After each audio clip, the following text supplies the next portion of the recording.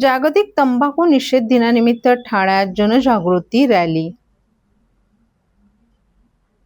जागतिक तंबाखू निषेध दिनानिमित्त ठाण्यात तंबाखू आणि धूम्रपानाच्या दुष्परिणामांविषयी जनजागृती करण्यासाठी विशेष रॅलीचं आयोजन करण्यात आलं होतं. हिरनंदानी मेडोज गार्डन येथून वसंत विहार सर्कलपर्यंत काढण्यात आलेल्या या जनजागृती रॅलीत ज्येष्ठ नागरिकांसह डॉक्टर उल्हास वाघ यांच्या टीमने उत्स्फूर्त सहभाग नोंदवला. काशीनाथ घाणेकर नाट्यगृहासमोर या रॅलीचा समारोप करण्यात आला. संकल्प मेडिकल ट्रस्टच्या वतीने आयोजित या उपक्रमाचा मुख्य उद्देश नागरिकांना तंबाखू आणि धूम्रपानामुळे होणाऱ्या गंभीर आरोग्यविषयक दुष्परिणामांची माहिती देणं हा होता.